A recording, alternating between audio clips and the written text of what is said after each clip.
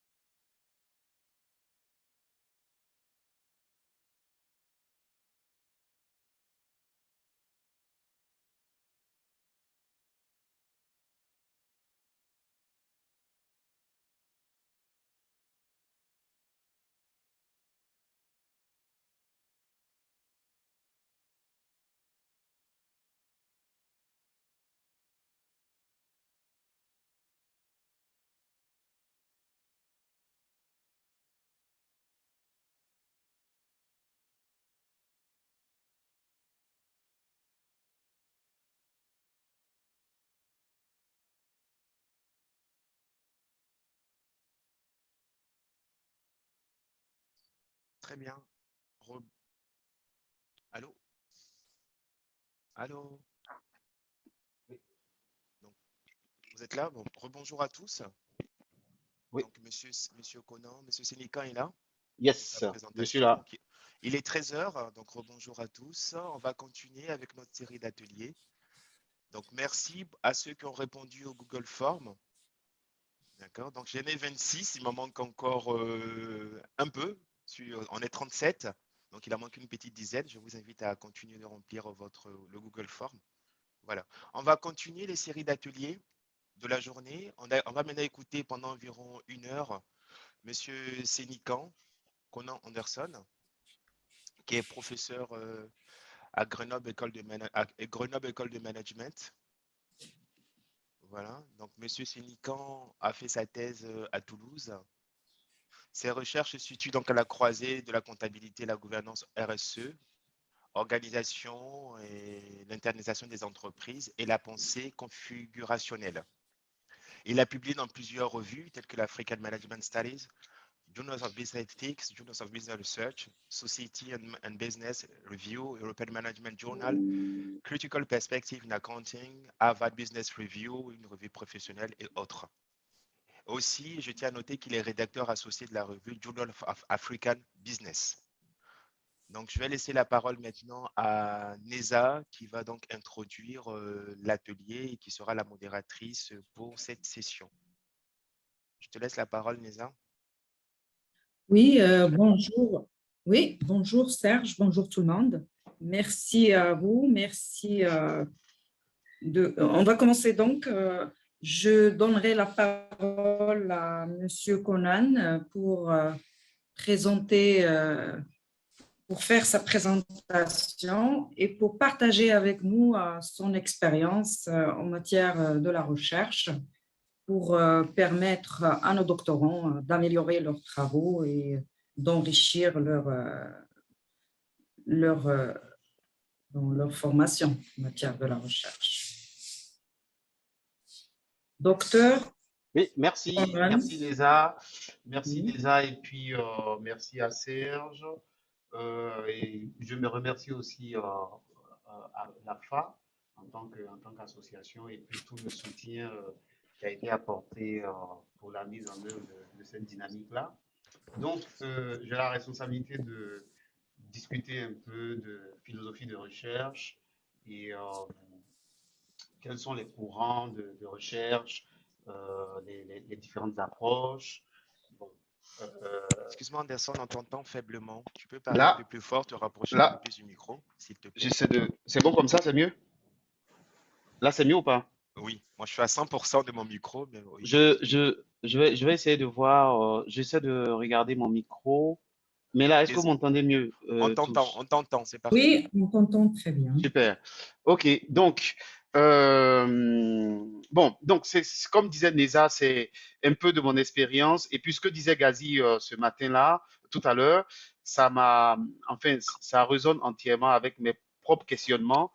À un moment donné, dans mon parcours de chercheur, il était question pour moi vraiment de bien comprendre ce que j'étais censé faire, puisque j'avais l'impression que je regardais beaucoup plus la question de la contribution et de revenir aux sources de cela. Bon, c'est vrai qu'on est aussi dans la question francophone. Vous m'excuserez, j'aurai les présentations en anglais, mais je présenterai tout en français. C'est un peu l'hybridité un peu dont parlait aussi Gazi. Donc, la question de l'audience, comme Gazi le disait, je pense que on peut comprendre la notion d'audience de recherche à travers la compréhension de toute la logique de la recherche qu'il y a dans la production intellectuelle qu'on fait. Alors, donc, ce que je vais faire, voilà, je vais avoir une question, je vais dire simple pour poser le cadre. Donc, le cadre, c'est, dans un premier temps, la question qui va nous guider, c'est quel est ce phénomène qu'est la recherche? C'est quel type de phénomène c'est? Les deux sous-questions qui vont regarder ça, c'est finalement quelles sont les composantes ou quels sont les éléments de l'acte de faire de la recherche et puis comment ces composantes-là s'articulent entre eux de manière cohérente.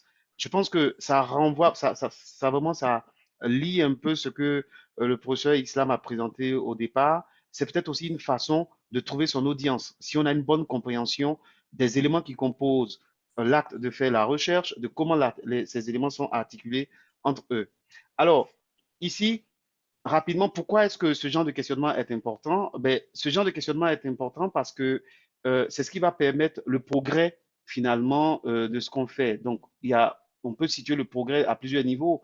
Le progrès dans la compréhension du phénomène qu'on veut regarder, mais aussi le progrès à la fois dans nos contributions, mais le progrès aussi par rapport à la société. Et ça, le professeur Islam l'a vraiment bien mentionné. Donc, je pense que c'est un objectif important. Euh, c'est pas peut-être, euh, je veux dire, un problème que de se poser des questions de comment on procède à cette recherche-là. Alors, et la question est aussi intéressante simplement parce que, en fait, en réalité, toutes ces questions autour de la philosophie sont des questions qui sont quelque peu cachées dans les recherches. Pourquoi? Parce que c'est leur vocation, c'est des soubassements de réflexion. Donc, on ne les voit pas nécessairement dans des papiers, si ce n'est que les papiers, si les papiers sont vraiment des papiers de type philosophique, oui, on les verra, mais dans la production qu'on lit au quotidien, on ne voit pas, voici mon positionnement philosophique dans ma recherche. Donc, il faut avoir une sorte de grille de compréhension pour bien savoir quelle est l'audience à laquelle je veux contribuer, quelle est l'audience qui est sensible à mes préoccupations ou quelle est l'audience qui peut-être fait sens avec mes propres valeurs. Donc, c'est vraiment important. Euh, alors, voilà comment je verrai cette affaire.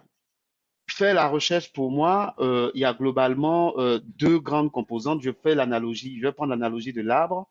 Donc, je dirais que tout le haut de l'arbre qui est visible, c'est finalement ce qu'on voit, c'est ce qui est très perceptible. Mais en réalité, il y a tout un endroit de l'arbre qu'on ne regarde pas, en fait, quand on est en tant que chercheur. Et le professeur Islam le disait aussi, c'est que on est rentré dans une sorte de professionnalisation de l'activité intellectuelle qui fait que on est poussé à produire parce que c'est ça qui détermine notre carrière. Mais donc, dans cet acte de production, il y a toute la partie euh, qui est en soubassement de notre réflexion qu'on ignore à un moment donné ou qu'on perd de vue. Donc, l'objet de cette présentation, c'est de susciter un ensemble de discussions autour de ce qu'il y a en dessous. Et donc, c'est la fondation, enfin, ou les fondations. Pour moi, poser ces questions-là, c'est revenir peut-être sur les fondations pour ceux qui connaissent un peu ces choses-là, ou alors de peut-être partir des fondations pour ceux qui sont nouveaux dans la recherche. Quelles sont les fondations, en fait, dans le fond, dans l'acte de faire de la recherche? Donc, on est typiquement ici dans une logique de c'est quoi les racines de la production intellectuelle, c'est quoi les sous-jacents, c'est quoi les non-dits qui permettent de bien définir l'appartenance à une audience ou pas. Alors, je vais donc structurer la présentation, enfin, à partir de ces questions-là, hein, je vais essayer de répondre à ces questions autour de trois points essentiels. C'est-à-dire, finalement, quelles sont les composantes de l'acte de faire la recherche, comment ces composantes fonctionnent et quelles implications. Le professeur Islam a touché à un ensemble de ces éléments-là et c'est comme si on s'était un peu coordonné. Donc, c'est assez intéressant pour le coup. Je dirais que je serais peut-être plus, par rapport à sa présentation-là, un peu opérationnel, on va dire, quelque part. Donc, les composantes. Alors, avant de regarder les composantes, définissons rapidement cette notion de philosophie. Souvent, on le prend comme étant quelque chose de complexe, mais à mon sens, il faut avoir la tête froide quand on regarde ces choses-là. Il y a peut-être de la surcomplexification des choses qui fait que ça devient un mythe ou enfin un phénomène peut-être inaccessible. Mais à mon avis, on doit décomplexifier ça. Donc, philosopher, c'est quoi? C'est quoi la philosophie? C'est finalement une façon de penser sur un sujet. On peut s'arrêter à là et c'est suffisant pour nous. Donc, je peux reformuler ma question de départ. C'est quelle est la façon de penser la recherche? Voilà. C'est une question purement philosophique si on regarde cette définition-là. Alors, quel est l'objectif de penser un objet? C'est parce qu'on veut approfondir la connaissance de cet objet. Ça, c'est le deuxième point que j'ai entouré ici. Alors, si on prend une autre définition, euh, on nous dit que ben, la philosophie, c'est d'étudier la nature de la réalité et l'existence. Là, ça commence à devenir un peu complexe déjà, hein, quand on est à ce niveau. Donc, on veut comprendre un objet, euh, on veut une façon de réfléchir un objet pour le comprendre en profondeur, et puis il y a d'autres définitions qui disent, mais c'est une façon d'étudier la nature de la réalité. On peut dire que c'est une façon d'étudier la nature de ce qu'on veut comprendre, d'étudier ce qui est possible aussi de comprendre, d'accord? Mais aussi, le dernier point ici, c'est l'idée que la philosophie serait un système de pensée, de valeurs et de principes. Mais une fois de plus, ce sont des choses qui ne sont pas visibles dans les papiers. Donc, c'est un peu comme vous prenez une personne lambda et elle passe dans la rue, vous lui dites bonjour, vous ne pouvez pas savoir si elle vote à droite, à gauche ou au centre. Bon, pour ceux qui sont peut-être en Côte d'Ivoire, je prendrai peut-être des exemples ivoiriens. Vous ne pouvez pas savoir si la personne vote PDCI, FPI ou autre parti politique si elle ne vous l'a pas révélé. Donc, ce sont des choses qui sont enfuies, mais il y a des éléments qui peuvent nous permettre d'intuiter un peu son orientation politique ou des choses comme ça. Donc, ça, voilà un peu la définition à laquelle on va partir.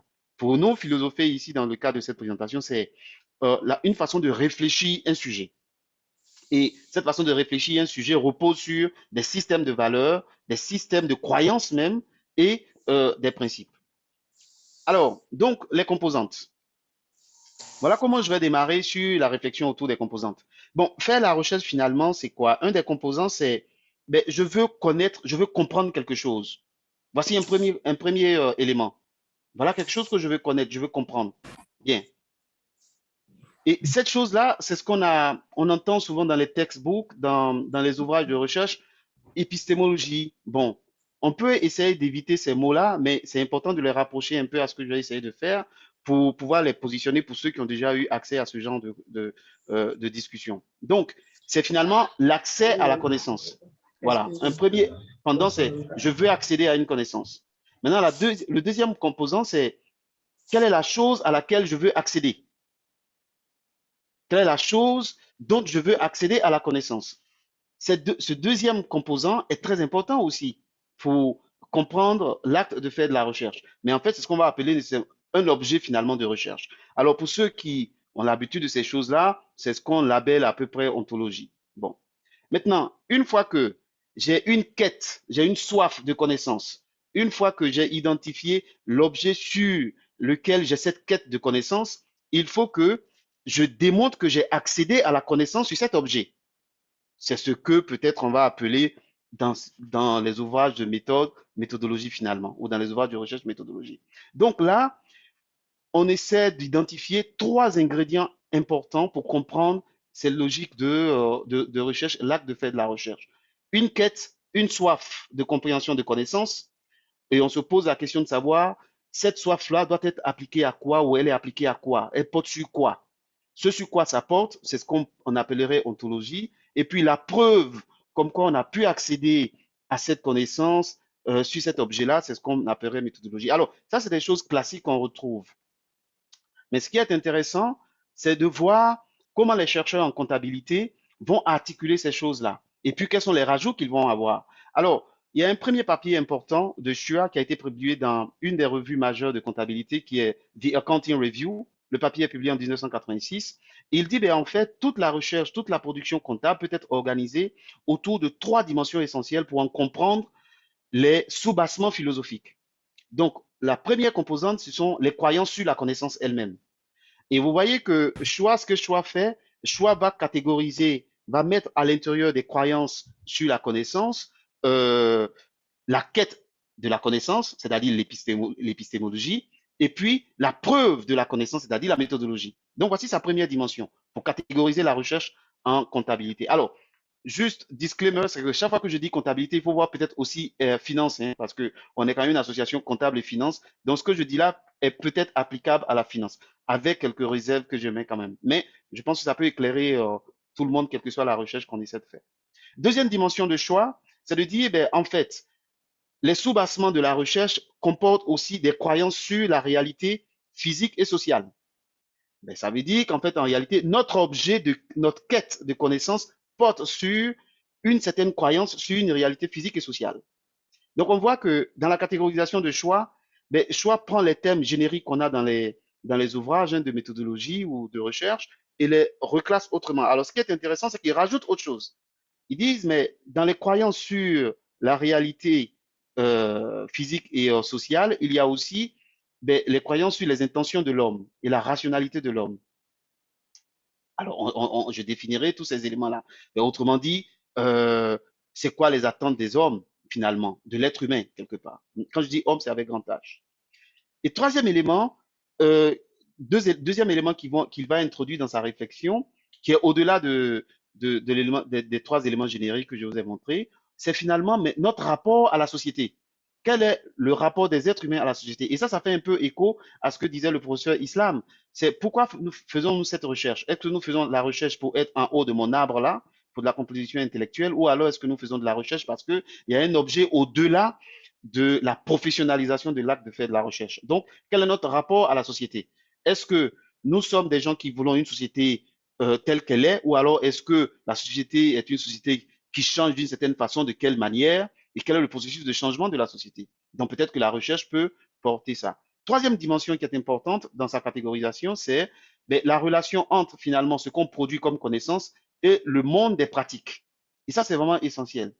Donc, c'est l'objectif de la connaissance.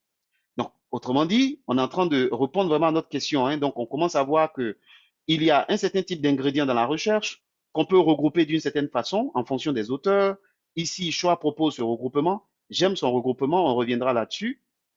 Alors, mais il faut savoir que Choix a fait ce regroupement sur la base de travaux antérieurs, sur la base d'un papier qui avait été publié par Hooper et Powell en 1985 dans une revue aussi majeure qui est JMS, Journal of Management Studies.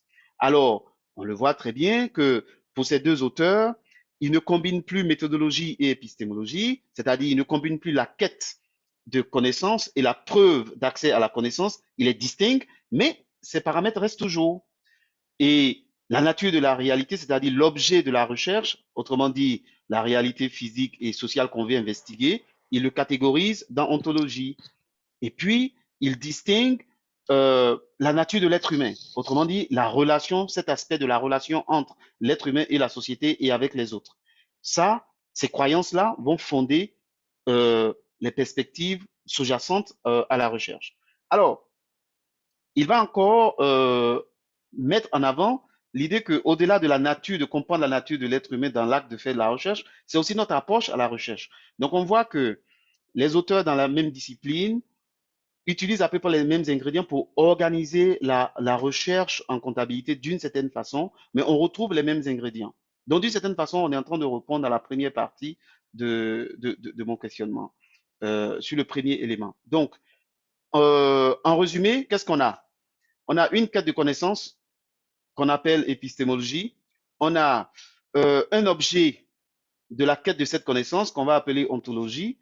On a la preuve qu'on a accédé à cette connaissance, méthodologie. On a la relation, la perception qu'on a de la relation, la croyance qu'on a du rôle que la théorie doit jouer dans la pratique des organisations, dans la pratique des êtres humains, qu'on retrouve dans l'objectif de la connaissance ou la nature des comportements si on croise les deux auteurs, les deux papiers précédents. Et puis, il y a l'approche à la société. Est-ce que on considère que la société elle est convenable telle qu'elle est, ou alors est-ce que la société doit changer? Mais elle doit changer pour quel objectif? Est-ce qu'elle change pour maintenir les situations, la dynamique actuelle, ou alors elle change pour équilibrer les choses? Et qu'est-ce qu'on équilibre? Donc, on regardera ces éléments. Mais globalement, l'idée est que tout le monde veut le bien-être de tout le monde d'une certaine façon. Donc, la structuration de la société actuelle, est-ce qu'elle garantit le bien-être de tous? C'est une vraie question pour les chercheurs. Alors, certains considèrent que oui, le bien-être de tous est garanti sous certaines hypothèses ou certaines perceptions de la société. Et puis d'autres disent non, c'est pas possible, il faut qu'on change. Mais comment on procède à ce changement et comment la recherche participe à cela? Donc voici un peu la réponse au premier élément de réflexion euh, que je, que je propose. Alors, une fois de plus, c'est de la discussion. Je prendrai peut-être les questions à la fin, mais notez vos questions sur les différentes parties de la présentation au fur et à mesure. Alors, peut-être que je vais passer ça rapidement. Je reviendrai là-dessus si vous me posez des questions sur ça. Euh, Arrivons donc au deuxième pendant de ma réponse à la question initiale. Maintenant qu'on a ces composantes, comment est-ce que ces composantes fonctionnent? Comment elles sont articulées pour définir finalement le soubassement, on va dire, intellectuel ou philosophique de la recherche? C'est ce qu'on va essayer de voir. Alors, pour faire ça, voici le travail que j'ai fait. J'ai donc regardé chez les auteurs comptables comment ils avaient articulé ces ingrédients. En fait, en réalité, c'est l'articulation de ces ingrédients qui va donner ce choix, ce qu'il appelle les perspectives de recherche. Alors, lui, il distingue trois grandes perspectives de recherche. Il distingue la perspective dominante, ce qu'on appelle le mainstream. Il distingue une perspective dite interprétative et une troisième perspective dite critique. Et donc, on va regarder comment ces ingrédients sont articulés pour pouvoir catégoriser les recherches en recherche mainstream, en recherche interprétative ou en recherche critique. Alors, en 90, il y a Lucas qui va plutôt publier un autre papier dans CPA ce coup-ci. Il va dire que, en fait, dans les trois catégorisations du choix, on pourrait rajouter une quatrième catégorie qu'il nomme constructivisme social. D'accord? Donc, on va regarder comment tout ça fonctionne avec les ingrédients que j'ai montrés tout à l'heure. Mais une fois de plus, ce travail part quand même d'un premier papier de Hooper et Powell. Donc, Hooper, dans leur papier, ils distinguent ce qu'ils appellent des paradigmes. Vous voyez que là, on a aussi une question sémantique qui peut perdre un peu celui qui est peut-être nouveau dans la recherche. Donc, finalement, chez Powell, paradigme correspondrait à perspective chez Shua. Mais dans l'idée, quand Powell dit paradigme fonctionnaliste, en fait, ça correspond exactement à mainstream quelque part. Chez Powell, il y a aussi le paradigme interprétativiste. Donc, alors que chez Shua, il appelle ça perspective. Et puis, il y a deux autres éléments qu'il distingue. Il y a ce qu'il appelle le paradigme structuraliste radical ou le paradigme humaniste. Et plus tard, quelques années plus tard, 3 ans plus tard, il va faire un autre papier avec d'autres auteurs pour dire, ben, en fait, en mélangeant les 5 ingrédients qu'on a regardés, on pourrait peut-être parvenir à quelque chose qui serait plutôt un cadre dialectique de la recherche. C'est-à-dire que peut-être que si on relaxe la façon de combiner les composantes de la recherche, on peut donc avoir une autre façon de créer de la connaissance, on peut avoir une autre façon de produire de la connaissance. Donc, on va regarder ensemble comment ces choses-là sont articulées. La première des choses que je vais faire, c'est de prendre les 3 premières perspectives présentées par Shua et puis je vais commenter un peu ces ingrédients-là. Et puis, on passera la troisième étape de ma présentation. Alors, Shua dit qu'il y a 3 grandes catégories d'ingrédients qui permettent de structurer la réflexion autour de la production de connaissances. Et donc, il a regroupé épistémologie et méthodologie ensemble comme étant des choses qui structurent la croyance dans la production de connaissances, donc sur la connaissance. Alors, pour eux, ils considèrent que finalement, la théorie est totalement séparée de l'observation. Autrement dit, observer, c'est plutôt une façon où ça sera le moyen par lequel on pourra vérifier la théorie ou alors démontrer que la théorie est fausse. C'est la fameuse notion de falsification. Et donc, dans ces conditions-là, une des meilleures façons d'approcher cette affaire, c'est de venir d'abord équiper à sa recherche. Ça correspond à une des discussions qu'on a eues avant la pause. C'est on doit être équipé quelque part, équipé de certains présupposés. Et c'est ce qu'on appelle hypothético-déductive en fait. Hein. Donc, on est équipé de certains présupposés et on va venir regarder est-ce que ces présupposés expliquent notre objet qu'on veut regarder. Alors, dans ces conditions-là, d'un point de vue méthodologique, il y a une idée derrière, en fait. Hein. L'idée, c'est qu'on aimerait générer des lois génériques. On aimerait avoir une compréhension du monde qui s'applique à la quasi-totalité du monde quelque part. Donc ça, c'est la fameuse notion de généralisation. On voudrait générer la connaissance, la compréhension qu'on a de quelque chose. Et donc, ça impose aussi une certaine façon de faire les choses. Si on veut généraliser, peut-être qu'il faut avoir une grande quantité d'observations. Alors tout d'un coup, quand on a une grande quantité d'observations, on a des problèmes pour traiter ces observations. Et une des façons trouvées par les chercheurs, c'est d'utiliser des mathématiques, des statistiques sur le traitement de cette quantité d'informations. Donc, systématiquement, dans le courant dominant de la recherche en comptabilité, on va avoir des études dites quantitatives. Donc, on voit un peu le raisonnement par lequel on arrive à ça. Deuxième cadre de compréhension de la philosophie de la recherche, c'est les croyances sur la réalité sociale et la réalité physique. Alors, l'idée ici, c'est de dire que la réalité empirique, là, elle est objective au sens où on n'a pas d'action là-dessus. Pourquoi ils disent ça? Ils disent ça parce qu'ils ont une hypothèse très forte sur le comportement des hommes. Ils disent que l'être humain est un être qui est passif. Il n'a pas d'action sur la réalité sociale. Donc, les choses s'imposent. L'environnement extérieur s'impose à l'être humain. Donc, ça commence à tomber un peu sous le sens. L'objectif, donc, les intentions des êtres humains et leur rationalité, c'est que les êtres humains et les organisations, en fait, ont un seul objectif dans la vie, c'est de maximiser leur utilité. Donc, dans cette logique-là, la fin justifie les moyens. Alors, quel est le rapport à la société dans cette logique? Le rapport à la société dans cette logique, c'est que la société est stable telle qu'elle est. Si on observe des dysfonctionnements, c'est parce que simplement, nous avons tout simplement des comportements d'êtres humains qui sont quelque peu distordus en fait, qui ne sont pas alignés. C'est nous qui sommes déviants en tant qu'êtres humains. Et par conséquent, la meilleure façon de maintenir la stabilité, c'est de mettre en place des contrôles. Alors, je vais donner un exemple là pour le coup. Pour ceux qui ont lu un peu de la recherche, un exemple typique de ça, c'est ce qu'on retrouve dans la théorie de l'agence, où les comportements déviants qui sont caractérisés par des comportements opportunistes peuvent être contrôlés par des mécanismes de contrôle qu'on met en place, par exemple. Donc, on est typiquement dans cette logique. Maintenant, quelle est la relation entre la théorie et la pratique? À quoi va servir la connaissance qu'on produit dans cette logique, dans cette philosophie de recherche-là? En fait, cette connaissance va simplement servir à maintenir le statu quo, c'est-à-dire la situation de stabilité dans laquelle on se retrouve. Je pense que c'était très important qu'on comprenne ce démarrage, parce que c'est à partir de là qu'il va y avoir un certain nombre d'altérations dans la logique de la recherche qu'on effectuée. Alors, donc, on voit bien là que les ingrédients, les 5 ingrédients majeurs, ou peut-être, oui, enfin, les auteurs ont rajouté certains, donc 5, je regarde, dans 6 ingrédients. Les 6 ingrédients ici se mélangent d'une certaine façon pour définir une certaine logique de production de la connaissance, que Chua appelle ici mainstream.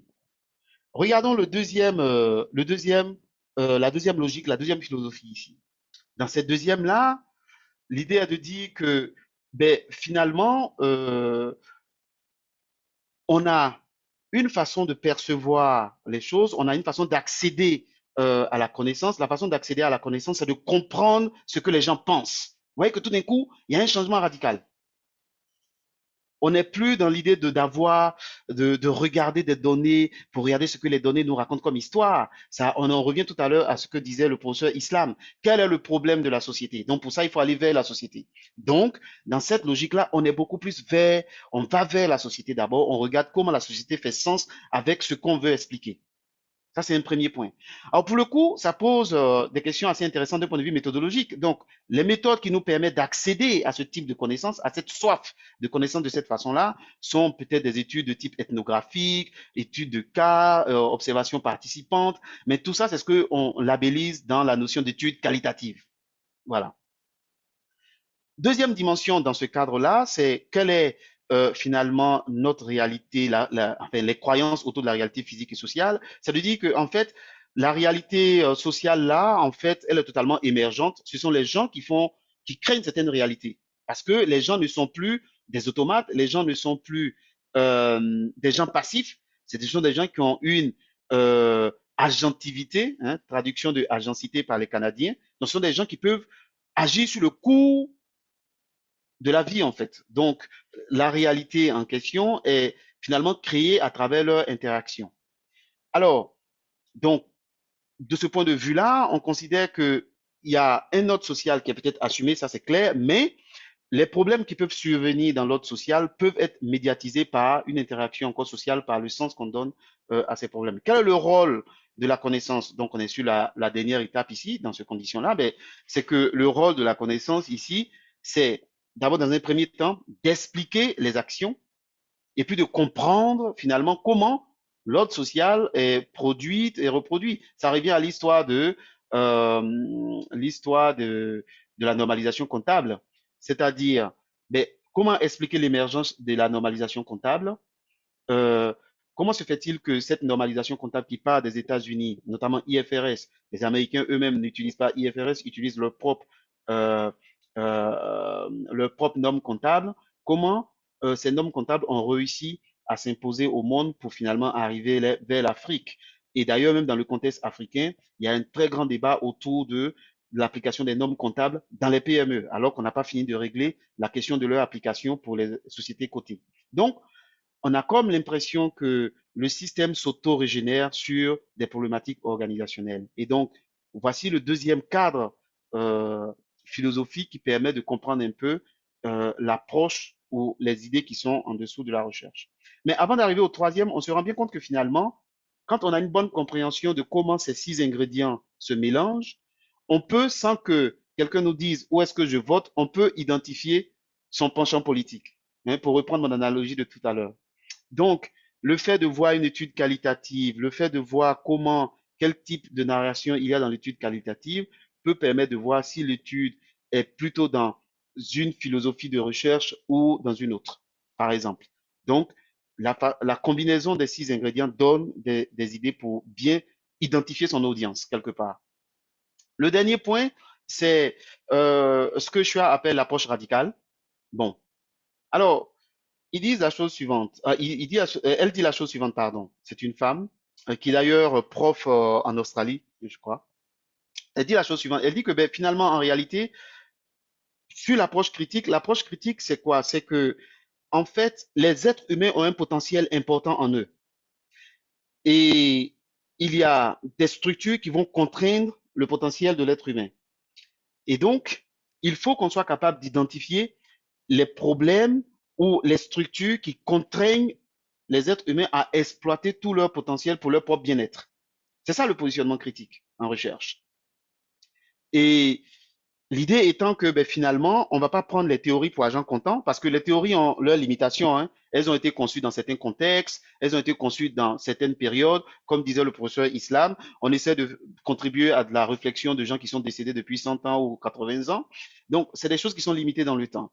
Donc, dans la perspective critique, on a envie de regarder de façon contemporaine comment la société fonctionne et comment le fonctionnement de cette société peut donner de la liberté un peu à tous quelque part.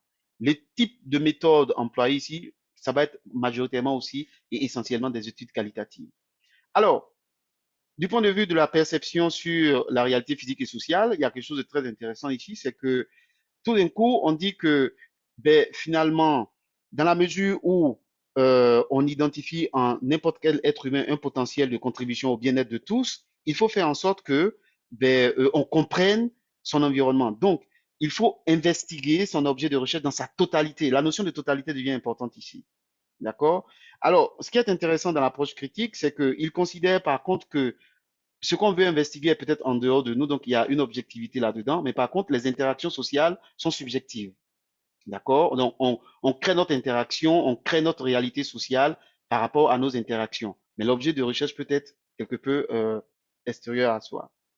On accepte l'idée que les êtres humains puissent avoir des intentions, puissent avoir une rationalité, mais attention, on considère que tout en ayant des intentions, une rationalité, ça peut être court-termiste, long-termiste, tout ce qu'on veut, mais ils ont une agencité, une agentivité quand même, c'est-à-dire ils peuvent agir sur le cours de l'action. Et ça, c'est vraiment important. Alors, donc, quel est le statut des chercheurs dans cette posture philosophique par rapport à la société? C'est que la société est endémiquement en conflit. Là, il n'y a pas une espèce d'ordre là qui est là. Et pourquoi les conflits existent? Les conflits existent pas parce que nous avons des comportements déviants. Les conflits existent parce que il y a une domination idéologique, politique et sociale qui génère des frustrations et donc tout d'un coup, il y a des conflits dans la société. Donc, vous voyez que ici, on est dans une logique totalement différente des deux premiers éléments que j'ai présentés. Le dernier élément, c'est quel est le rôle de la connaissance de ce point de vue-là? Ben, de ce point de vue, si on considère que l'être humain n'est pas heureux et qu'il est contraint dans ses potentialités, alors les théories que nous générons, la connaissance que nous générons, ont pour objectif principal de euh, changer la société en changeant finalement ces théories, en remplaçant ces théories euh, et ces dominations qui contraignent un peu l'être humain. Donc, mais vous avez compris aussi que finalement, c'est une sorte de continuum. Hein. On a une position extrême et puis on a une autre position extrême et puis on a un peu l'entre-deux dans ces trois éléments philosophiques. Alors, ça c'est Shua, mais je pense que je vais pas m'éterniser sur ça dans le cadre de Powell et de Hooper Powell, mais ça serait bien de regarder comment eux ils articulent ça pour bien comprendre dialectiquement que finalement ce ne sont pas des choses figées hein, dans la recherche, ça bouge, c'est mouvant en fonction des auteurs, ils apprécient les choses de façon différente. Ça c'est important. Donc, si les auteurs eux-mêmes ne sont pas figés dans leur réflexion, nous en tant que chercheurs, on doit être hyper flexible. Mais la flexibilité vient aussi par notre compréhension de ce qu'on fait. Et ça, c'est un peu l'objet de la discussion que je voudrais qu'on ait. Alors, comment Hooper et Powell vont articuler eux leur réflexion des 6 ingrédients? Vous retrouvez, alors, bon, je les ai réduits ici en 5, mais vous retrouvez les ingrédients ici. Alors, ils disent que on peut regrouper 4 de ces ingrédients sur la notion, la perception de la connaissance, et puis un ingrédient ici sur la perception de la société. Et à partir de là, ils vont catégoriser tout un ensemble de philosophies de recherche. Hein. Donc, je regarde ça, je ne vais pas détailler ça, mais je vais aller sur le troisième point et puis après, je prendrai des questions. Donc, eux, ils vont venir avec l'idée de fonctionnalisme qui correspond à mainstream, interprétativisme, j'ai déjà expliqué, et puis il y a ces notions de radicalisme qui se retrouveraient un peu dans l'esprit de la perspective critique en recherche. Alors, je vais sauter tout ça, je pourrais revenir sur tous ces éléments plus tard pour arriver maintenant sur un troisième élément. Donc, récap sur le fonctionnement des ingrédients. Le fonctionnement des ingrédients donne des perspectives de recherche, donne des champs de recherche. Ça renvoie à l'idée d'audience. Quelle est l'audience dans laquelle on veut participer? Quand on a une bonne connaissance des idées philosophiques qu'il y a derrière, en ce moment-là, on peut être peut-être à l'aise avec ces audiences. Mais on peut aussi comprendre que peut-être que dans notre trajectoire intellectuelle, on peut passer d'une option à une autre, on peut jongler d'une option à une autre. Pour ça, ça sera ouvert à d'autres questions. Alors, jusqu'à maintenant, ce dont j'ai pas parlé, c'est l'approche dialectique. Hein. Donc, je vais rapidement finir sur l'approche dialectique. C'est Hooper en 87 dans AOS qui va dire, ben, finalement, tous ces 3 champs ou 4 champs qui existent là, on peut essayer de les rapprocher en identifiant les problèmes que les organisations créent. Donc, il identifie 8 types de problèmes. Ça renvoie encore une fois de plus à ce que disait le professeur Islam. Quel est le problème dans la société? Eux, ils ont cette catégorisation-là, mais ça ne veut pas dire qu'on est obligé de suivre ça comme ça. Il faut encore être flexible. Mais ça donne une intuition. Si on n'a pas de problème dans la société, c'est très difficile de faire de la recherche. Mais en même temps, on ne peut pas identifier des problèmes sans connecter avec la communauté scientifique. Comme disait le professeur Islam dans le pont qu'il faisait entre identifier des problèmes et le travail intellectuel. Bien, donc voici un peu la logique de la dialectique. La logique de la dialectique, c'est d'identifier ces problèmes et de regarder comment on peut les juguler à travers la production de connaissances. Tout en s'affranchissant des barrières philosophiques un peu quelque part. Donc, on fait la jonction entre les différents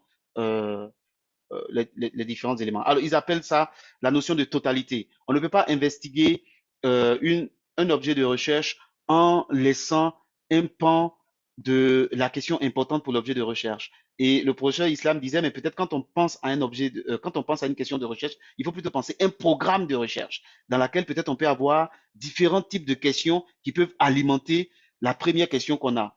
Peut-être pour quelqu'un qui commence une thèse, ça peut être très intéressant. Parce qu'une chose est de faire une thèse, une autre chose est de publier plus tard. Donc, si on pense déjà le problème dans sa totalité, peut-être qu'on a différents types de recherches qu'on fera tout le long de sa carrière. Alors, donc, voilà un peu ceci. Maintenant, quelles peuvent être les implications de ça? Ben, on avait dit ça un peu. Hein. Quand on a une bonne compréhension de ces logiques-là, on peut identifier ce qu'on appelle gap, c'est-à-dire les lacunes.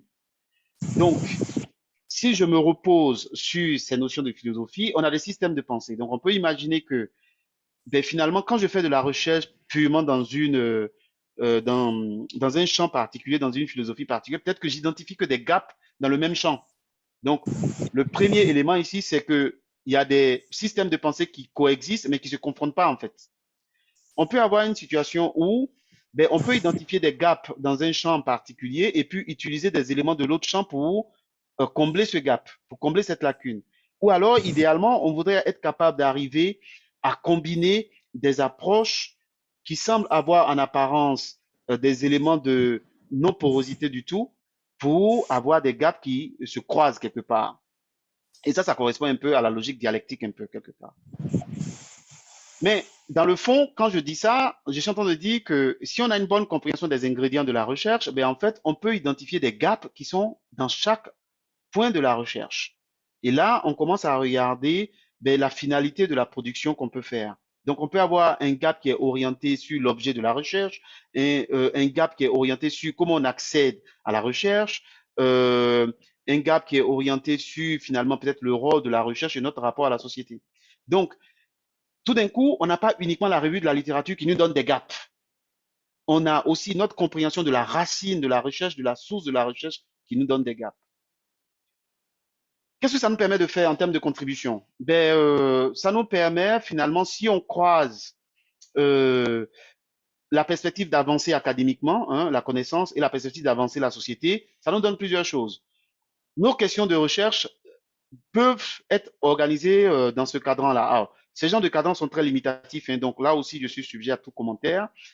Il sort fraîchement des réflexions que j'ai sur ces affaires. Donc, globalement, je peux avoir une question de recherche pour laquelle, finalement, traiter la question de recherche va peut-être avancer académiquement la connaissance, mais va avoir un impact sur la société qui est totalement faible. Bon, est-ce que c'est ici que je veux être? Mais ça, c'est propre à comment est-ce que je me situe en tant que chercheur. Idéalement, on a envie d'être ici dans ces deux, parce qu'on a une question de recherche qui avance académiquement, mais qui avance aussi la société. Voilà, je pourrais revenir là-dessus. Qu'est-ce que ça permet de faire? Ça renvoie totalement à ce que disait le professeur Gazi. Donc, tout d'un coup, c'est quoi les produits qu'on peut avoir avec la façon de poser la question de recherche peut déterminer le type de production scientifique ou le type de production académique, en fait. Donc, si je suis dans mon idéal ici, C2, c'est ce qu'on retrouve ici. Dans mon idéal C2, ben, je peux contribuer académiquement à la recherche. Je peux aussi contribuer à du matériel d'enseignement parce que j'ai une compréhension du problème organisationnel, du problème dans la société. J'ai raccroché avec les chercheurs.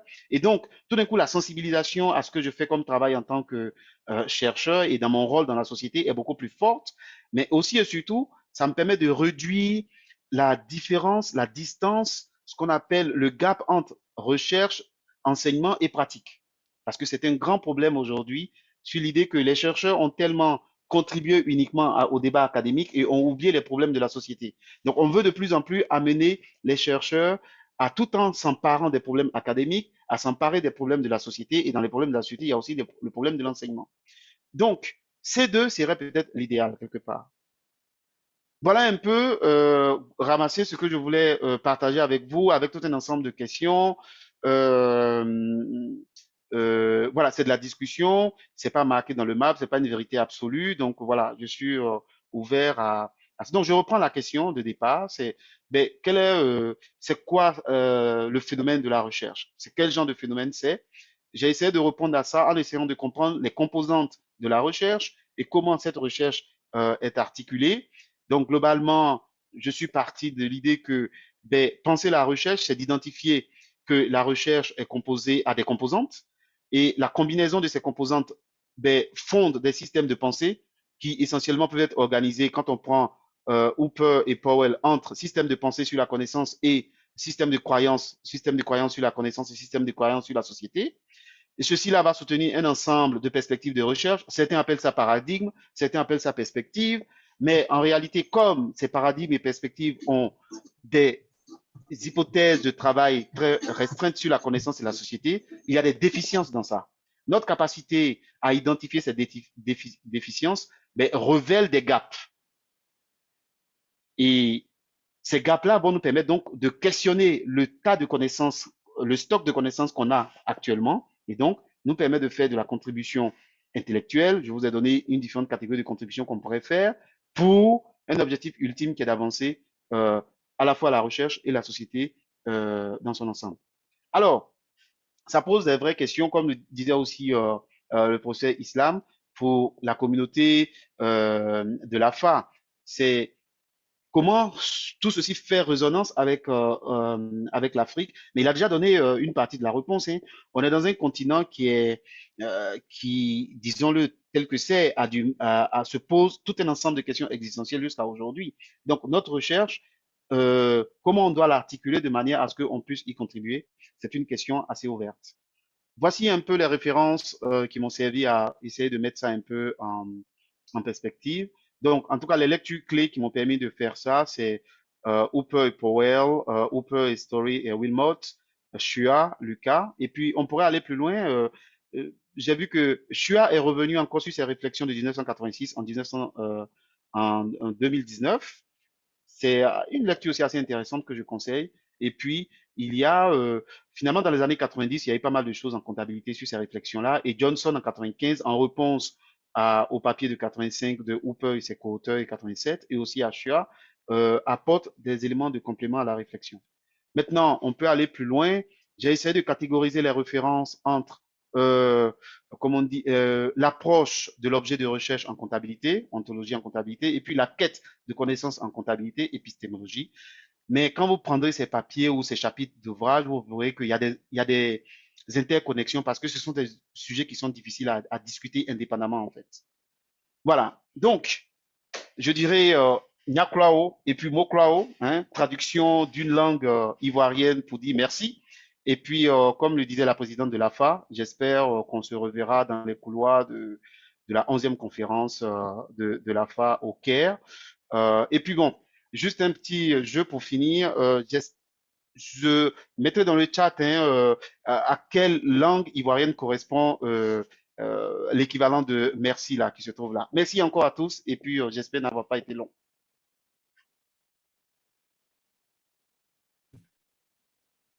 Merci, professeur Conan, pour cette présentation très, très intéressante et pour la qualité des données que vous nous avez présentées. Je trouve que vous avez retracé le processus de recherche depuis le départ jusqu'à la fin. Vous avez répondu à toutes les questions que se posent les chercheurs normalement.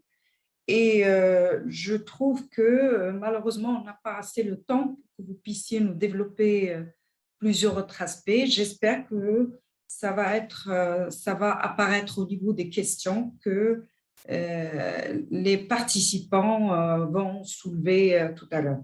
Donc, le débat est ouvert. Ceux qui ont des questions, ils peuvent présenter, ils peuvent bien sûr les poser au professeur Conan. Merci encore une fois, monsieur le professeur. Merci, merci, merci Neza.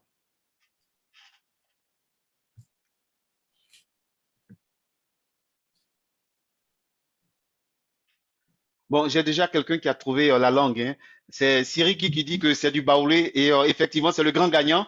Hein, Siriki, c'est voilà, je suis d'origine de Côte d'Ivoire et ma langue en Côte d'Ivoire, c'est le baoulé. Voilà.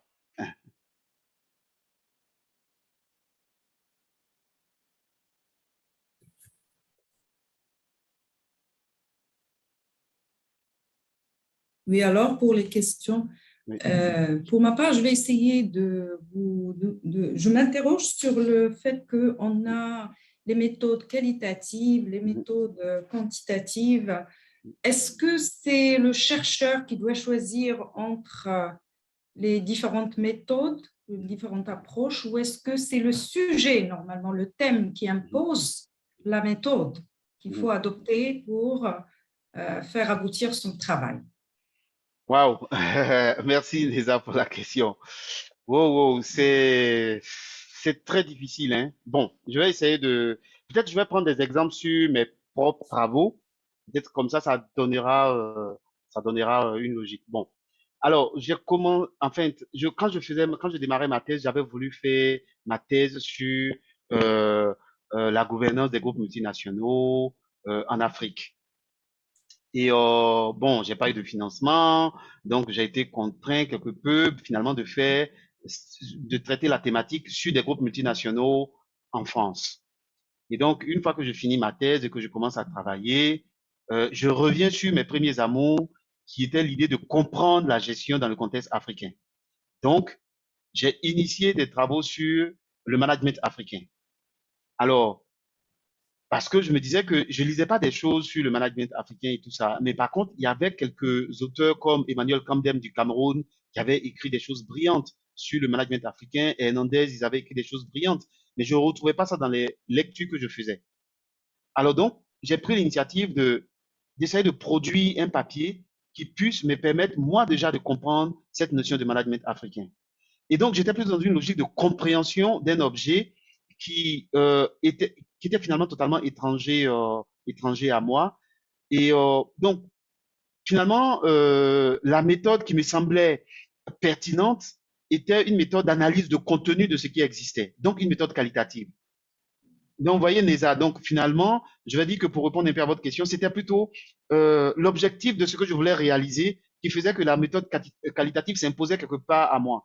Mais disons que j'avais déjà un biais, hein, c'est que j'ai un état d'esprit qui est qualitatif quelque part. Voilà. Même si j'ai moi-même enseigné des statistiques quelque part. Bon, donc ça, c'est une première voie de réponse. En faisant ma thèse, j'avais rencontré un problème. Pourquoi? Parce que je voulais étudier les multinationaux. Et tout d'un coup, il fallait, en fait, et puis j'étais aussi dans un laboratoire, il y avait beaucoup de marketeurs où ils sont très quanti avec des questionnaires. Donc, moi, j'ai envoyé des questionnaires à des conseils d'administration. Je crois que j'ai reçu 2, 3 réponses. Au grand pic de mes retours de réponse, j'ai eu 10 questionnaires remplis. On ne peut pas faire une thèse avec 10 questionnaires. Et c'est comme ça que un collègue qui était prof déjà à l'IAE, à l'époque l'IAE de Toulouse, qui s'appelle maintenant TSM, me dit, ben, il revient d'un congrès, il me dit, j'ai vu une méthode qui s'appelle AQQC, regarde, est-ce que ça pourrait pas t'aider comme tu n'as pas beaucoup de données. C'est comme ça que je rentre dans la méthode AQQC, analyse quali-quanti comparée. Et ça va me sauver puisque cette méthode-là va me permettre finalement de traiter de petites données. Donc, j'ai pu récolter une dizaine de données. J'ai traité la dizaine de données pour faire ma thèse. Et je rentre donc dans une logique méthodologique quelque part dans mon trajectoire de chercheur. Et donc, je développe cette compétence dans cette méthodologie et donc je commence à publier avec cette méthodologie. Et donc, tout d'un coup, là, comme la méthode permet d'expliquer des phénomènes avec des conditions et tout ça, ça se prêtait un peu à faire des comparaisons avec des études qualitatives. Donc, j'ai pu publier des papiers quantitatifs avec cette logique-là, puisque là, la logique était plutôt de comparer ce que apportait la nouvelle méthode que j'avais avec la méthode qui était convenue pour investiguer ce que je faisais. Donc, pour répondre, je dirais que l'objectif de la recherche peut-être peut déterminer quelque peu la méthode qu'on emploie, mais sa propre appétence et ses propres compétences aussi peuvent déterminer sa méthode. Parce qu'on n'est peut-être pas compétent à faire à la fois du quali et du quanti. Voilà comment je pourrais peut-être répondre à ta question. Merci, Monsieur Conan, pour cette réponse. Donc, on va voir est-ce qu'il y a des questions auprès des participants.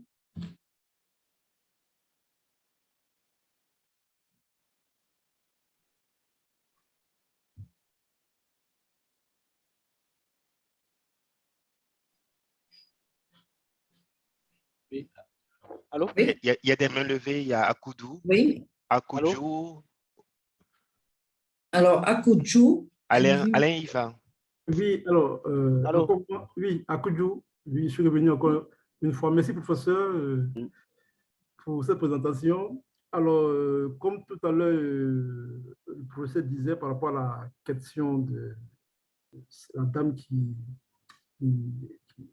anime avec nous. Professeur Neza?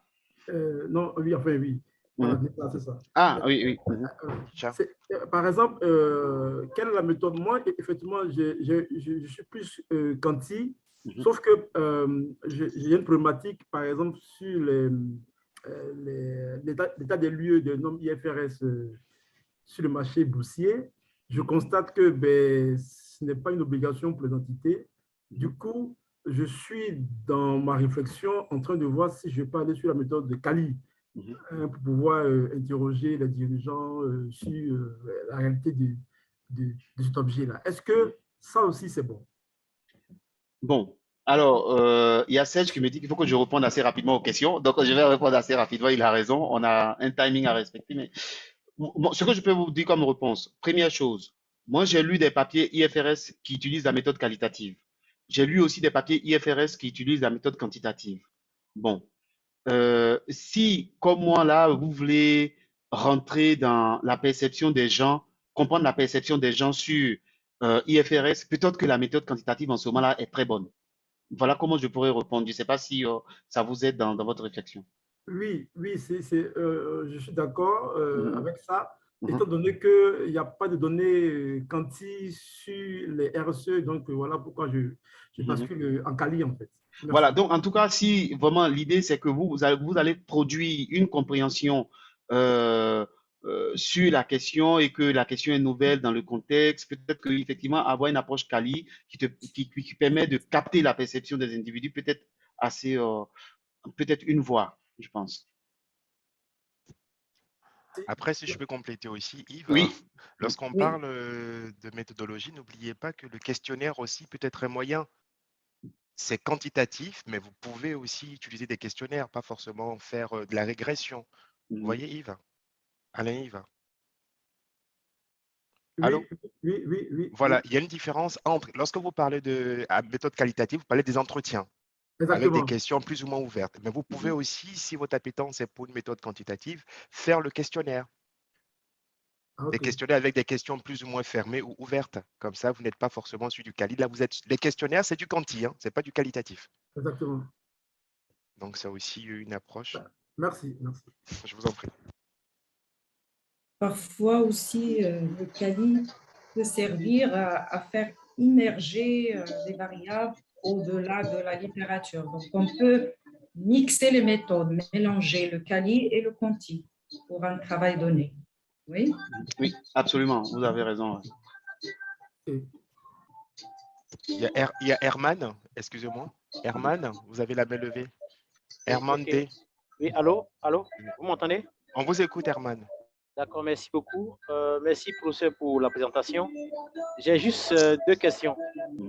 Ma première question, c'est de savoir, est-ce qu'on peut rapprocher l'approche critique telle que vous avez présentée avec les travaux de choix là, avec ce qu'on dit couramment le constructivisme. Est-ce qu'on peut rapprocher ces deux approches-là? Et puis aussi, pour le contexte qui est le nôtre, contexte africain, vous suggérez de façon, avec les trois philosophies que vous avez présentées là, vous suggérez, pour nous autres qui sommes un peu de jeunes chercheurs, vous suggérez qu'on parte d'une approche critique ou bien interprétative, pour vraiment faire sens, quoi, c'est-à-dire pour sortir des choses du terrain, pour ne pas qu'on ait chaque fois aller et puis ce qui a été déjà fait ailleurs. Merci beaucoup. Ok, donc bonjour cher Eman. Bon, juste Eman et moi nous nous connaissons très bien. Hein? Eman et Félix Soufouette-Boigny.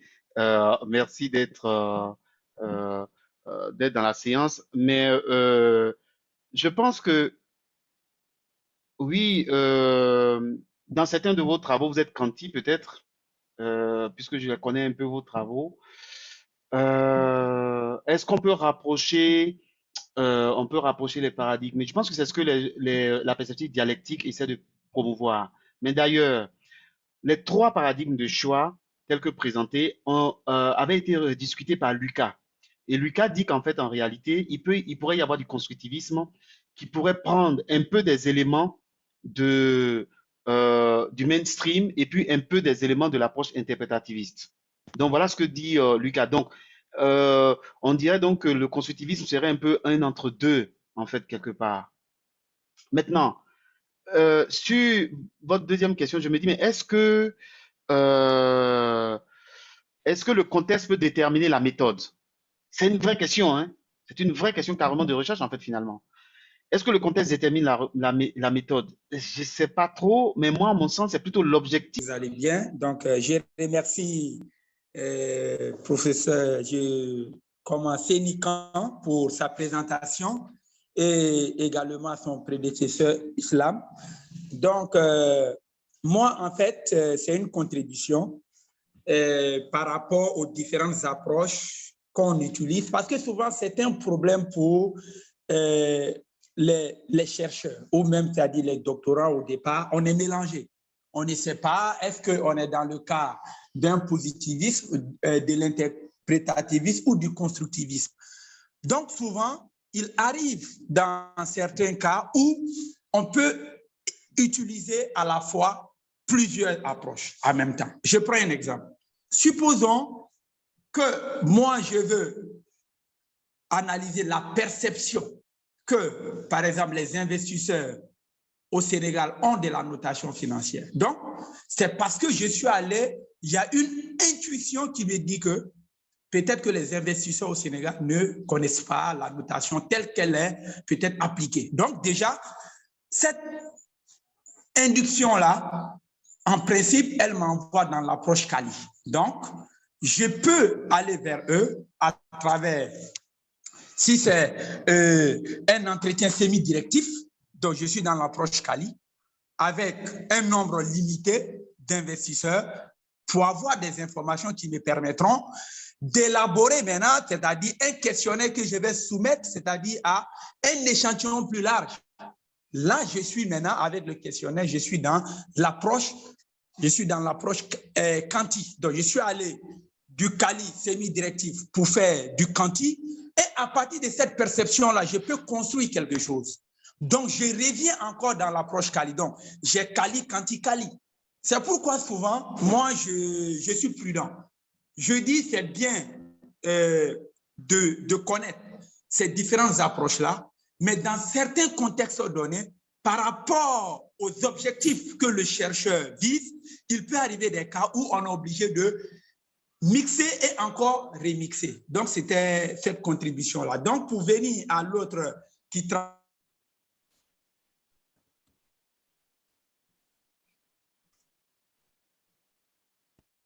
Je pense qu'on a perdu D. On a perdu. travestit le nom IFRS, un entrepreneur, c'est-à-dire il est dans le domaine, c'est un expert comptable. Il sait déjà il y a quelque chose qui ne va pas. S'il vous plaît, D, on est pris par le temps. Est-ce que vous pouvez aller un peu plus rapidement? Oui, parce qu'il est déjà l'heure. Non, il n'y a aucun problème, d'accord. Donc, Voilà. je lui propose, parce que c'est dans l'objectif d'arranger la discussion, je lui propose de faire un guide d'entretien semi-directif avec quelques dirigeants de sociétés cotées en bourse, avoir des informations et enfin élaborer un questionnaire plus large qui sera soumis à l'ensemble des sociétés.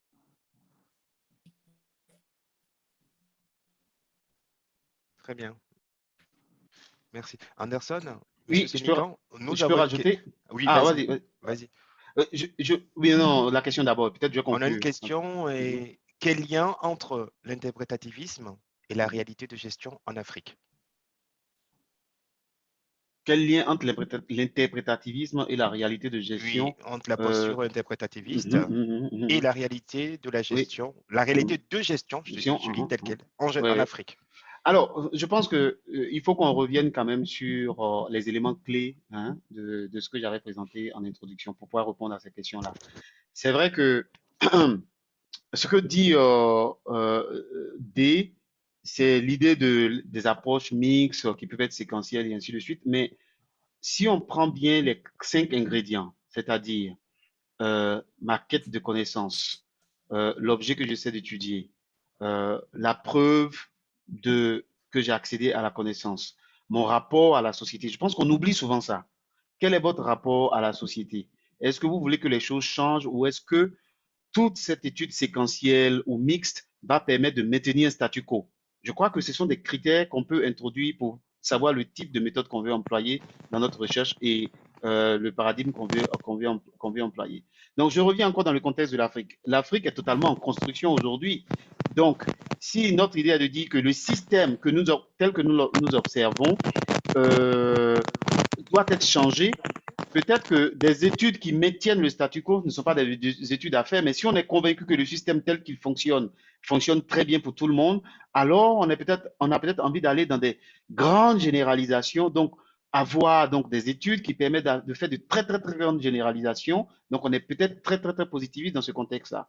Donc je pense que les 5 ingrédients doivent être notre critère d'appréciation aussi. Il y a l'objet de recherche, certes, il y a notre intuition de recherche, mais il y a 5 critères, 5 ingrédients là qu'on est en train de présenter qui peuvent aider à comprendre, parce que je pense que le chercheur n'est pas totalement instrumental. Hein.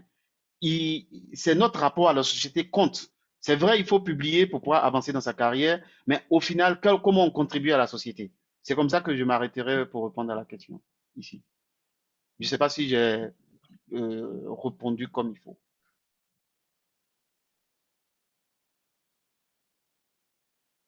Allô?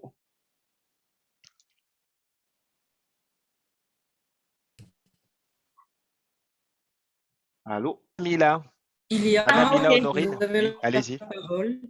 Oui, oui, bonjour à tous et à toutes. Il y a- hein. Et merci au professeur Kona, je m'excuse du retard, dépendant de ma volonté. J'ai beaucoup aimé cet essai, en tout cas d'explication sur les 4 paradigmes, je dirais, de Powell et d'Imago, surtout que moi j'ai lu. Et je dois dire que c'est à la fois intéressant mais difficile de faire l'interaction entre ces 4 paradigmes.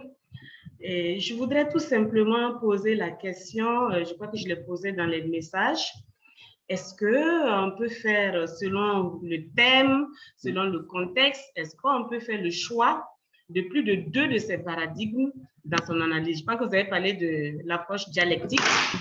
Et je pense que ces 4 paradigmes font ressortir surtout comment faire l'interaction entre le niveau micro et le niveau macro. Et je crois que c'est là vraiment la plus grande problématique. Et c'est pour ça que je penche vers beaucoup plus, je crois, docteur, c'est Konaté, non, d'Abidjan, qui disait, bon, quand on veut faire de la recherche dans des contextes différents, comment on s'y prend? Et moi, je suis, le problème que j'ai, je suis en train de réfléchir, de savoir quelle méthodologie dans des contextes différents, tout en utilisant les 4 paradigmes de Powell et d'Imago. Donc, je ne sais pas qu'est-ce que vous en pensez. Par exemple, je prends un exemple tout simplement. Supposons que j'adopte une rubrique interprétative, qualitative et interprétative. Et je veux en fait montrer, par exemple, quelles sont les motivations, par exemple, des femmes entrepreneurs dans un contexte africain donné. Et j'adopte, par exemple, la démarche, le traduit, bon, en tout cas, je me situe dans l'approche interprétative et je me rends compte l'utilisation même des concepts. Est-ce que le concept, il est compris de la même manière d'un contexte, par exemple, du contexte français, du contexte américain et du contexte américain et africain? C'est parce que vous comprenez un peu là où je vais. Donc, je me dis, tout en utilisant les mêmes paradigmes, on peut encore mener, comme vous l'avez dit, c'est une grande problématique. Et moi, je suis partante pour des collègues où on peut faire un article sur là-dessus. Quelle méthodologie en contexte différent? Donc, voici un peu le questionnement que je vous pose. Merci, très chère Honorine, et puis toutes mes salutations du côté de Ouaga. Bon, là encore une fois de plus, je pense qu'on est dans l'idée que finalement, ces croyances, ce sont des croyances hein, au final. Qu'est-ce qui guide ces paradigmes? Ce sont des croyances. Bon, est-ce que les croyances sont figées au fond? Il ne faut pas qu'on complexifie la réflexion. À mon avis, les croyances ne sont pas figées. Donc, il faut simplement, parce qu'il y a une question aussi d'audience, comme dit le professeur Islam. Quand on veut sortir des chantiers battus, il faut trouver la bonne audience. Est-ce qu'il y a une audience qui est sensible à l'idée des croisements des paradigmes? Oui, il y a une audience qui est sensible à ça. Les approches dites critiques dans la recherche comptable, qui sont dites des approches, comment on dit, interdisciplinaires et tout ça, ce sont des approches qui sont quelque peu sensibles à l'idée de croiser un peu les choses. On les croise dans une certaine façon. Bon, donc, si on est convaincu que je prends l'idée de l'utilisation de Dimaggio et Powell sur l'idée de la légitimité et tout ça. Bon, si l'idée est de dire les gens peut-être ne comprennent pas l'objet de recherche en tant que tel, bon, ben, il faudrait peut-être avoir leur perception. Ça veut dire que ontologiquement, la légitimité, vous considérez que la légitimité est une construction des êtres humains, qu'elle n'est pas donnée, elle n'est pas antérieure aux êtres humains. Alors que dans ces conditions-là, faire ma recherche interprétative ou qualitative fait sens, dans la mesure où j'ai cette intuition que ces notions ne sont pas perçues de la même façon que ça pourrait être perçu ailleurs. Donc, je pense que voilà, je répondrai de cette façon-là. Neza, c'est bon? Oui, oui, Honorine, je réponds à la question. Pardon? Est-ce que je réponds à la question? Non, c'est bon, c'est bon, c'est bon. Voilà, parce que si je prends la légitimité telle qu'elle et je ne questionne pas la légitimité dans le contexte de l'étude, ça veut dire que j'ai un présupposé comme quoi les acteurs locaux ont la même compréhension de cette notion de légitimité. C'est ça. Donc, du coup, ben, ontologiquement, ben, je suis comme les personnes de la pensée dominante, hein, de la perspective de recherche dominante qui considèrent que, bon, on a un objet, on ne le questionne pas, on essaie de regarder comment les gens fonctionnent avec. Voilà. Or, là, vous le dites si bien, moi, je veux comprendre la perception des gens. Ben, si je veux comprendre, c'est que j'ai l'intuition que ils ont une autre idée autour de ça, donc je vais aller essayer de capter cette idée. Donc, être qualitatif, interprétatif, peut-être quelque chose qui peut faire sens. Mais une fois de plus, tout ça, comme je le dis, c'est une programmation. Hein. On ne peut pas mettre tout ça dans un seul papier. Donc, comme je le disais, dans le parcours d'un chercheur, peut-être on peut passer d'un paradigme à un autre en fonction de notre conception ou de notre compréhension sur un objet de recherche particulier. Enfin, donc, ce n'est pas figé à mon sens. Ok, merci. Tout à fait. Je ne sais pas, est-ce qu'on aura le temps de prendre la question de M. Souleymane? On va prendre très rapidement. Une dernière question, oui. Oui, ok, allez-y. merci beaucoup. Oui, merci infiniment. Déjà, je remercie qu'on a depuis 2015 à Libreville, on ne s'est plus revu. Merci à Serge, à Islam et à Vidisha pour tout ce que vous avez apporté. Alors, je vais rapidement m'appesantir un tout petit peu sur quelques incompréhensions qu'on a souvent lorsqu'on accompagne nos pôles dans leur recherche en comptabilité. Et le fait, par exemple, pour un candidat, pour un chercheur en comptabilité, de concevoir un guide d'entretien pour un bon soubassement de son questionnaire.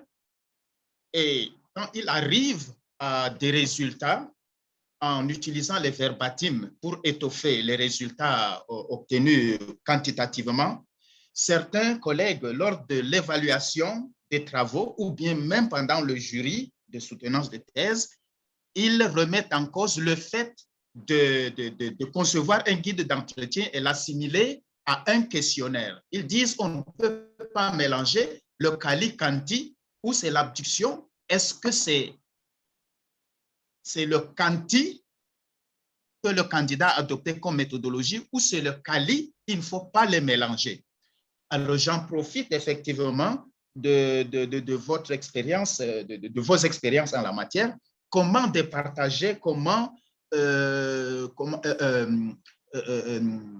peut-être comprendre les collègues ou bien les faire comprendre que c'est possible de procéder à un guide d'entretien afin de le couronner par des questionnaires. Est-il possible ou pas?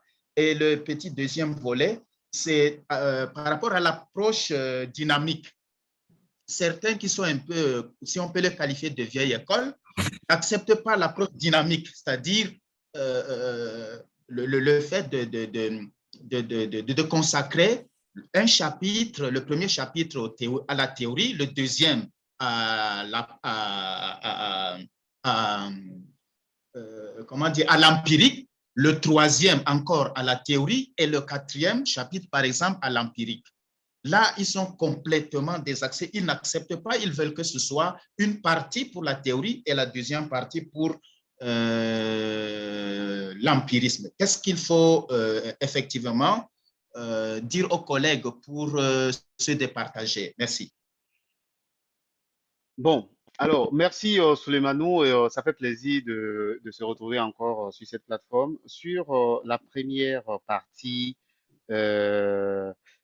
je pense que une fois de plus, le débat ici est en train de s'organiser autour de la méthode. Mais comme je vous l'ai montré, les ingrédients philosophiques ne sont pas uniquement sur la méthode. Il y a encore 5 autres ingrédients. Il faut les combiner. Donc, je pense que la question de la méthode ne peut pas se discuter isolément sur notre rapport à la société, ne peut pas se discuter uniquement sans prendre en compte notre rapport à la société, sans prendre en compte comment nous percevons les relations entre les êtres humains et ainsi de suite. Parce que finalement, quand on est dans cette logique-là, je pense qu'on est un peu dans une logique mécanique de la recherche ou enfin une logique peut-être managériale de la recherche. L'idée, c'est quelle est notre contribution qu'on veut avoir, à la fois scientifiquement et dans la société. Quand on croise ça, je pense que la question, les discussions autour de la méthode commencent à s'affaisser un peu. Donc, pour moi, très clairement, on peut avoir une recherche dans laquelle on peut mixer les méthodes. Tout est une question de comment on articule la méthode en fonction des soubassements philosophiques, de la maîtrise qu'on a de ces soubassements philosophiques. Ça peut se faire. Et c'est d'ailleurs pour ça qu'il y a la notion de méthode mixte qui existe. C'est développé en long et en large. On peut avoir, il y a même des méthodes mixtes qui commencent par du grand quanti avec du quali. Il y en a qui commencent avec quanti, quali, ensuite quanti encore. Enfin, il y a une variété d'articulations de ces éléments. Maintenant, je voudrais qu'on ne fasse pas une confusion. Des données qualitatives ne veulent pas nécessairement peut-être dire que la démarche de recherche n'est pas positiviste, hein. On peut avoir une recherche qualitative positiviste aussi, quelque part. Donc, je pense que c'est peut-être cette confusion-là qui existe, qu'il faut essayer d'élaguer. Donc, à mon sens, Anderson, je vais te couper peut-être parce que oui, là, le professeur Gazi va présenter d'ici pas longtemps. ok, ça Donc, marche. je suis désolé, monsieur Souleymane, je suis désolé de couper monsieur Anderson en Oui. plein vol, monsieur Sénican plutôt, en plein vol, parce que là, on va reprendre une autre session à 13h30, non, à 12h30 GMT, et c'est dans pas longtemps, 13h30, donc on va essayer de prendre une pause. On a 17 minutes de retard, d'accord? Donc là, on va faire une pause. On se retrouve d'ici un quart d'heure. On se retrouve donc à 30. Donc, OK, merci. Merci à pour tout le ceux monde. qui veulent continuer à échanger sur le Zoom, vous pouvez rester. Pour ceux qui partent en pause, vous pouvez continuer d'échanger entre vous. Le Zoom est ouvert, mais on reprend à 14h30 avec la présentation du professeur Gazi sur la production de connaissances scientifiques. Qu'est-ce qu'un produit de la recherche et comment l'ancrer dans les débats scientifiques et de société? Donc, je vous propose d'arrêter là la présentation de M. Sénican, qu'on remercie et qu'on applaudit non, merci encore. Hein. Merci à tout le monde. Et puis, de toute façon, on continue le débat en dehors de cette plateforme aussi. Hein. Voilà, donc vous pouvez continuer le débat sur le chat, vous pouvez continuer à échanger sur la plateforme. Voilà. Mais merci. Sinon, vous partez en pause. Officiellement, c'est la pause. Merci. Officiellement, c'est la pause. Je vais aller en pause pour ma part. On se retrouve dans 12 minutes. Donc, c'est libre à vous. Vous pouvez échanger entre vous, discuter. Voilà.